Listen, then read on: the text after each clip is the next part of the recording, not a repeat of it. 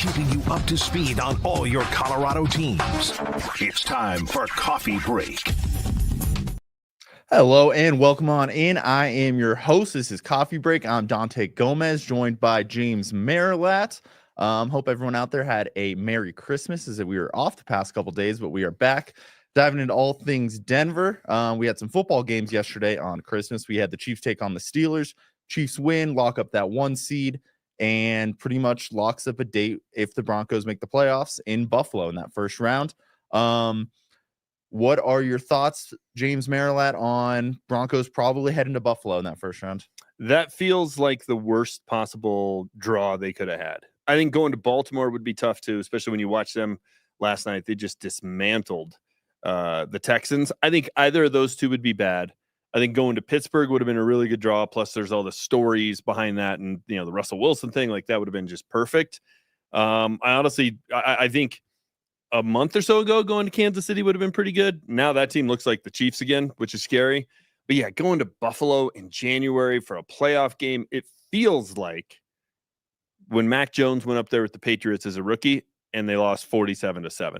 I'm not saying the Broncos are going to lose by 40. It just feels like, man, that is a tough assignment and a tough draw. That's what blowing an 11-point lead to the Chargers creates, so that puts you in that situation. And, we'll see how it all plays out in the next couple of weeks, but it's sure looking like they're going to be heading to Buffalo. Yeah, I mean, the Bills just seem like they're on a tear now. The Chiefs you mentioned as well. Both road teams yesterday, Ravens and Chiefs, took care of business and more. And their short week road games, which usually the home team has the advantage in that situation, which that was brought up a lot with the Chargers and Broncos game. So a little surprising results in terms of not who won, but just how much they did win by. I did see a tweet from you yesterday, however. Yeah, I did tweet one. I had one tweet all day. Well, it was a very interesting tweet. Caught my attention, definitely. I'm sure it caught a lot of our listeners' attention as well. I don't know the word for word, but it was basically summarizing Russ is done. You're out on Russ at this point? Well, yeah, I said Russ is done. Sad but true. That's what I said. And just watching that Steelers game, there were opportunities to make plays. He just can't make them anymore. Like, he just can't escape. He just can't do anything in terms of making the one guy miss that he has to make miss. And I mean, look, he can still play quarterback and still be effective if everything's going well, but he's not special anymore. He just doesn't have that ability. He doesn't have the ability to, hey, things aren't going well for the team, but I'm going to make something happen to get us over the hump. He's just kind of a guy at this point. Now, it's probably a little bit of a overreaction. I mean, they did have everybody talked about the 11-game stretch that the Chiefs had. They won 3 games. Well, the Steelers were playing the same stretch, and they had at Philly, at Baltimore, home against the Chiefs. Like, that team's that's a gauntlet right there. They lost all 3, not really competitive in any of them. They got outscored 90-40. I just didn't, Pickens was back yesterday. Is that going to make a difference? I just looked at it and said, he's just not good enough to lift this team to be in the same caliber as the Chiefs and the Bills and the other elite teams in the AFC. He's just not. Yeah, and I think that was always the argument about Russ, was that it's not that he's terrible. It's just that he's average to maybe a little below average, but he was making $50 million here. And I think that was the big problem. Sure. So I am curious on you, though. Is he done as of yesterday, or are you ready to retroactively say he was done even 2 years ago? I thought yesterday he was playing for his career. And I said that I filled in. Can't really remember where all the days are. I think it was Monday on the morning show. Doesn't feel like Thursday to me. No. So anyhow, I said that on the morning show with Mike and with Stink, because at this point, like, if he can't lift the team to playoff level or to where they can do something in the playoffs, then you just are going to go young if you're looking for a quarterback, right? Like, why? Which is what the Broncos did, and I get it. I don't know where he lands. The Steelers aren't going to give him a new deal now. Now, if they win their last game of the year, they go into the playoffs, and all of a sudden they go on some run, sure. But the way it looks right now, if they had to make the decision, they're not giving him a new contract. They're going to go in another direction. Where does he go? I mean, how many teams are out there where they're like, what we need? We just need a veteran quarterback to get us over the hump. I don't know that there's a landing spot for him. I don't know that he's a backup. I think he just might be finished. It sure looked like it yesterday. And it wasn't only the fact that he just couldn't escape out of the pocket. There were also 2 or 3 plays, and we saw this a lot here, where the guy was, I mean, George Pickens was jumping up and down like a little kid. He was so mad how many times he was open and didn't get the football. Throwing a Christmas Day fit. I'm sure there was a lot of that around the country. Throwing a Christmas Day fit. It's just like, you got to make that play. You just do. And like, I think I've always been fair and honest when it came to Russ. And I can sit there and say, hey, against the Ravens, the interception is just, you can't do that. You can't have that pick 6 down 7. The fumble I wasn't that upset about. Is the guy just trying to make a play, and he got blasted on it and he fumbled. I thought yesterday he just missed too many open guys, and he goes and he starts to run first. It's like, if you'd just waited a split second longer, it's a touchdown. You start to run and then you can't escape. So it's like, it's a double whammy. It was a disappointing day. I think it's over for us. It's over. And you know what? I think maybe Sean Payton saw the future of that, and maybe he was just kind of getting to it early. So maybe. I don't fault Sean Payton for going young and not saying, hey, this guy's not gonna be able to elevate my roster for $50 million. I'd rather go young, cheap quarterback. And this new quarterback can maybe grow into that role of elevating the roster once he does get down the road to veteran status. But let's move on to how that affected the Broncos Bengals this weekend. Would you call this a must win? I know technically it's not for playoff reasons, in terms of clinching a spot, or in terms of, clinching versus getting kicked out of the playoffs, but it feels like the Broncos could use a win this weekend. Losing to the Chargers, I guess last Thursday at this point, a week ago today. It just feels like they need to pick this momentum up and get a quality win versus a quality opponent. I think it would be nice to get a quality win against a quality opponent. I think it'd be nice to know a little something about this team heading into the playoffs. I still don't think we do. I still think they've got 9 wins against a bunch of bad teams or mediocre teams at best. I know the Bengals' record isn't very good, but going in there on December 28th in a game the Bengals have to have, the weather's going to be crappy. That would be a nice win. That would be I don't know if it's a signature win, but that would be a really good win. That would be impressive. It would tell us something about this team. It would tell us something about Bo Nix. It would tell us something about Sean Payton, but it's not a must win. The fact that the Chiefs won and they've wrapped up the 1 seed, who knows if they're going to play their guys in week 18, although they played on Christmas Day. If they rest their starters, that means they won't play a game until either January 17th or 18th. That's almost a month where you're just sitting and not doing anything. That's I'm not sure Andy Reid's going to go down that route. So yeah, I mean, if any team's built to do that, it would be the Chiefs. Patrick Mahomes, Andy Reid is great coming off a bye. I know this technically wouldn't be a bye; it'd be prolonged, but his record coming out of a bye is great. So I could see him still resting their guys there. I guess a better question about the Bengals game: would it change your outlook for the Broncos playoffs if they get a convincing win in Cincinnati? Would you be like, oh, maybe we can go to Buffalo? Yeah. Okay. Yeah. I because it would be a test that they passed. I'm not a naysayer about this team.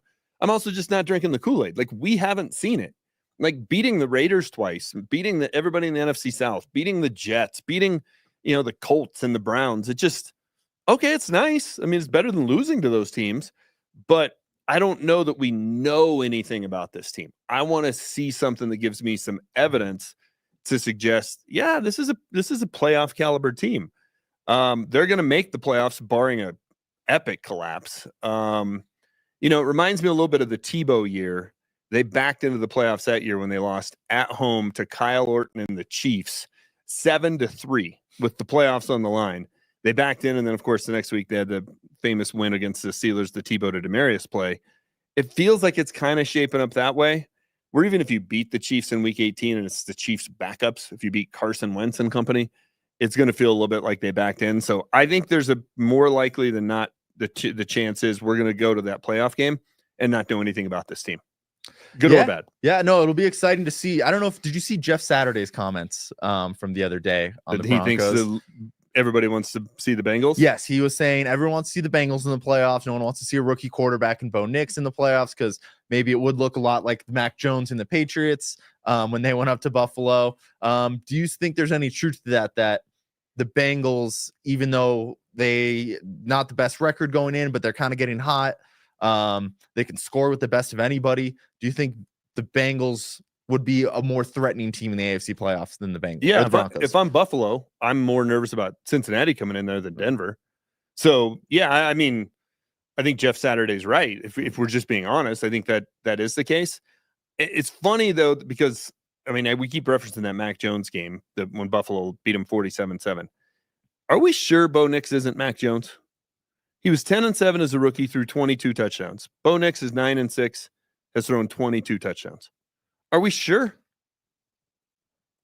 Yeah, I mean, I like to think he's a lot better. I think he's set up with a better situation in terms of Sean Payton versus Bill Belichick. Sure. He's got a better, offensive mind, at least leading him through all this. Mac Jones also, he really only played 1 year at Alabama. I know it was a fantastic year, but at Alabama, it can be a little sneaky with how good you actually are, because we saw for years. You're playing on an NFL roster, basically. Yeah, you have NFL wide receivers, you got an NFL offensive line, you got NFL running backs. So it can be a little deceiving. And Mac Jones only did it for 1 year. I believe he was either a fourth or fifth year at that point. So he, learned the offense pretty well at that point. Bo Nix, to me, at least has I know it's not an NFL track record, but he at least has a bigger track record from his college days and being successful at a little success at Auburn and then very successful at Oregon. So I think there's just more to pull from I just Bo think Nix. and I think you're probably right. I think it's an interesting question, though, because I think that he's sort of been set up to succeed here with the schedule, with Sean Payton, with, especially of late, the way they've schemed some things open. I mean, really, there's been one wow moment. It was the 93-yard touchdown to Marvin Mims. That was a wow moment of like, oh, okay. A lot of it just feels systemy. And that was kind of what Mac Jones was. It was like, yeah, he's just going in there. It's the Patriot way, doing what they do, winning games ugly, playing with a bunch of former lacrosse players at receiver. Like, this is what they do, right? And it's just, I don't know. I'm not convinced that he's not going to end up being Mac Jones. Yeah, I see where you're coming from, and I wouldn't bet the mortgage that he's not going to be Mac Jones, but I would lean that he's not. I think there's more substance there. I think he has a stronger arm than Mac Jones ever had. I think he's, again, in just a much better situation with Sean Payton to succeed. And to me, I think this will be one of Bo Nix. I think it'll be his worst season in the NFL will be his rookie season, which most players, that's how it goes. They only go up from that. Maybe a little bit of a sophomore slump, but you've seen that in NFL history from quarterbacks. But I see his trajectory going upwards from here, where Mac Jones came out on fire and there was, it was more, I don't know, nothing really to grasp at in terms of why they were winning games. He doesn't really have the same tools that Bo Nix has. Bo Nix can move. He can throw it better. He's got more accuracy than Mac Jones, where Mac Jones just seems more of, like you like to say, that what was it? Wednesday whiteboard wizard. Wednesday whiteboard wizard. Say that 5 times fast. Yeah. So that reminds me more of a Mac Jones type of quarterback. Could be. And I think you're probably right. I just think a lot of it has been they've put him in a position to not fail, right? Like, but that's what you want from your rookie quarterback. No doubt. But like, there just haven't been a lot of wow moments. Like, if you watch a Commanders game, Jaden Daniels has 1 or 2 wow moments a game, let alone just having one in a season, right? Where you look at it and go, man, when that guy develops as a quarterback, he's really going to be special.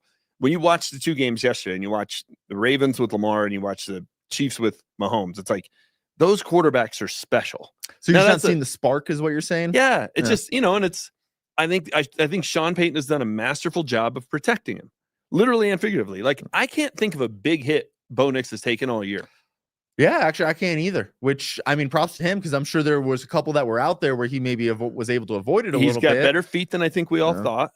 But like, if you think about it, he hasn't taken a big hit. He has, he's made the one wow throw, but most of it has just sort of been, hey, there's Adam Troutman wide open, and there's Nate Atkins wide open, and there's, hey, let's run another bubble screen. It's like, okay. I mean, they're having success with it, but that's why I think there's also the fact that they're 1-6 against winning teams, is because it's easier to do that and scheme it up against the Raiders and the Jets and the Browns than it is when you're playing a team that's going to be playing in the postseason. Yeah, I mean, I don't fault Bo Nix for that. I think that's what you want out of a rookie. I think it's a growing process. You have to mature through the NFL. No one comes out.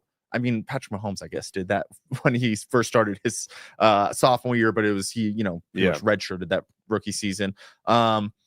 Most quarterbacks don't come out the gates. Tom Brady, he wasn't in full control of that offense till probably year 6 in New England. So I think it's just, that's part of the timeline of being a rookie quarterback. So I don't fault Bo Nix for that. Broncos getting 3.5 points, depending on where you look here in Cincy this weekend.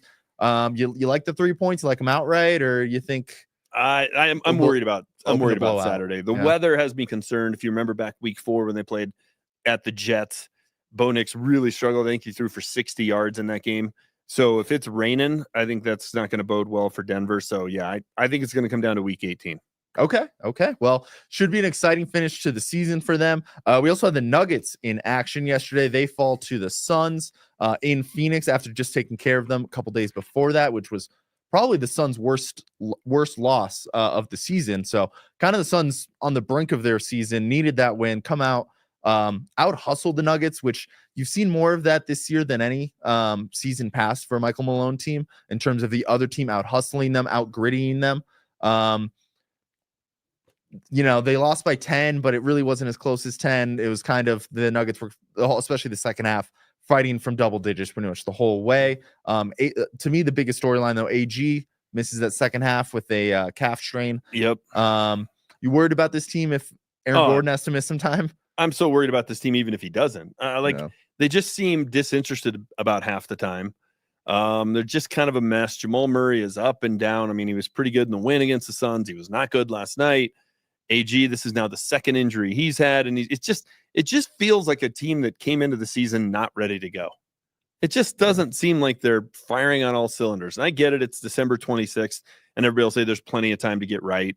The Suns are going through similar. Like the Suns are basically a 500 team. They're scuffling a bit. It just feels like, man, you're on prime. You're the last game on national TV, Christmas Day. How do you not come out and put forth a better effort? Like a team that. Some nights you're not going to hit shots. I get it. But effort is very controllable to me. And it's a team that just too often, for my liking, just seems like they're going through the motions. They've turned into a team. Obviously, when they're winning a title, they're easy to like. But like they played a brand of basketball that was easy to like. They were selfless. They seemed to all get along. Like, man, they were a very likable team. They're hard to like at the moment. There's just something about them that just seems like off, and I think last night was just the latest example of it.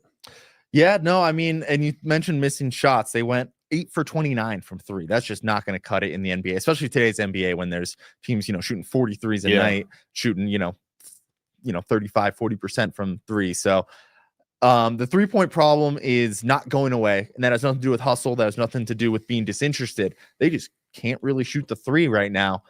Christian Brown, I saw this from Jake Shapiro over Denver Sports. He tweeted out, Christian Brown is 3 for 22 in the month of December from 3-point. Wow.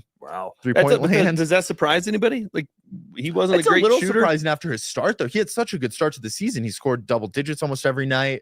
He was shooting the ball, at a respectable level, I would say, where you had to, make sure to, pay attention to him out there. Now it feels like teams are just like, hey, if you guys want to shoot, if Peyton Watson wants to shoot it out there, Christian Brown wants to shoot it out there, we'll let them. But I mean, Christian Brown, he had the great run in the playoffs. It was mostly he was a hustle guy, right? He would come off the bench and he would kind of give him a spark. I mean, last year, I remember him taking a 3 from the corner and hitting the side of the backboard. It's like, that's an NBA player. Like, he's not a great shooter. Peyton Watson's never been a great shooter. Russell Westbrook, who they add, isn't a great 3-point shooter by any means. Like, this isn't surprising. Aaron Gordon's not a particularly good outside shooter.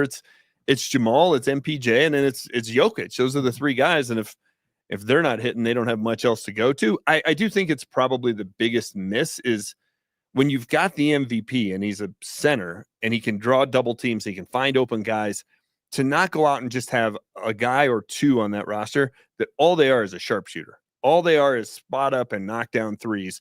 And there's those guys out there, I don't know why Kyle Korver's popping into my head. Grayson Allen's kind of the modern day. Yeah. Craig Hodges back in the day with the Bulls. Like, just get that guy that's all he does. Yeah. And on one of those nights where, the stars aren't hitting, all right, let's bring him out there. Maybe you can hit 2 or 3 and kind of get you going.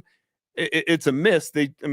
But none of us should be surprised they're not a great shooting team because their roster isn't full of great shooters at all. No, I mean, it was a problem going into the season. It's still a problem, and it's not going anywhere unless they do decide to make a move at the deadline here.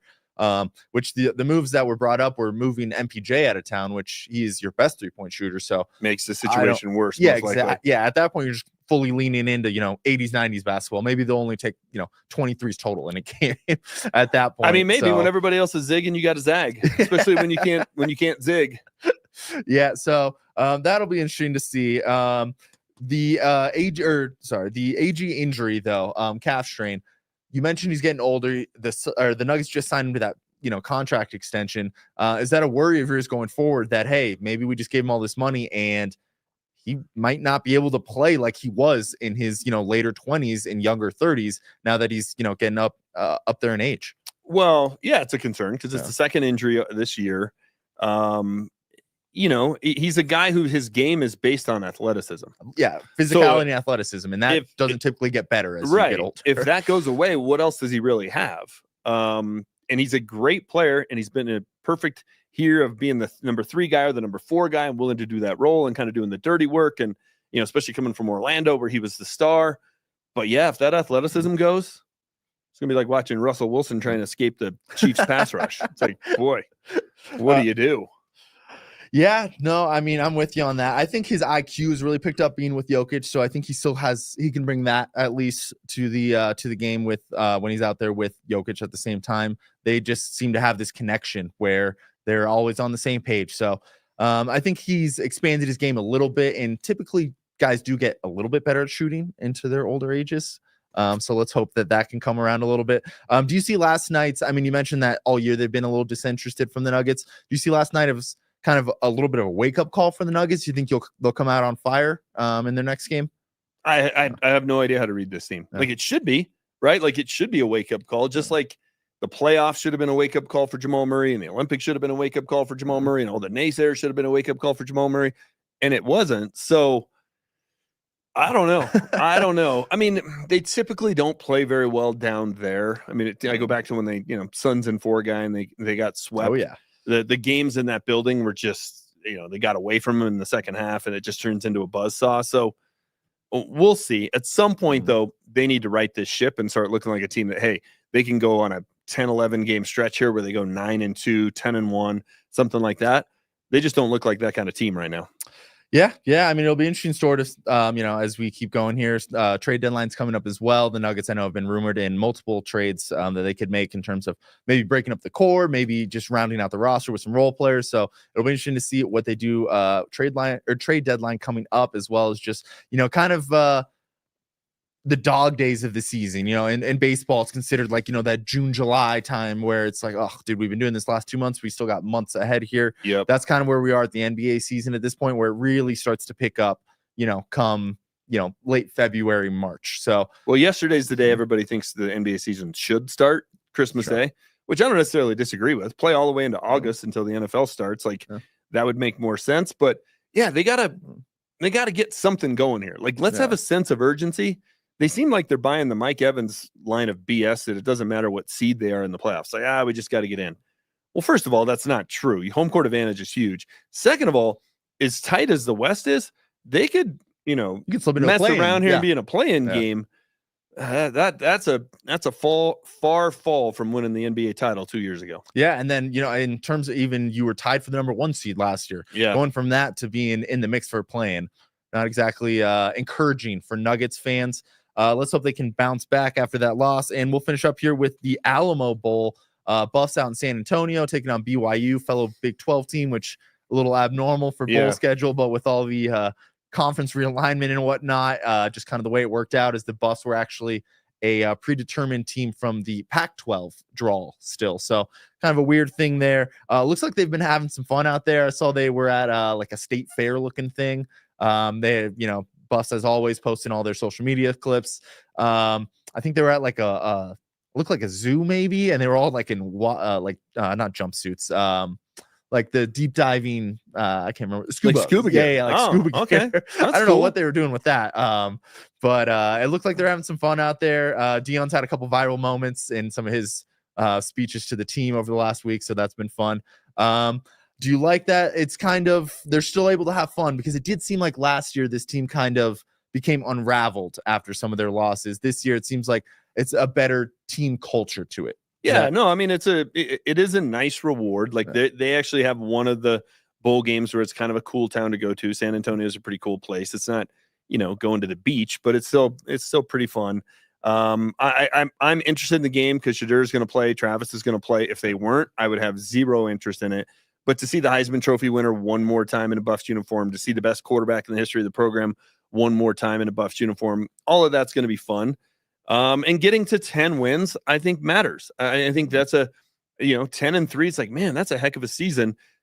2 years after going 1-11, I think getting to double digits would be big. So I'm excited for the game. It makes for a great Saturday. The Broncos are at 2:30. The Buffs are at 5:30.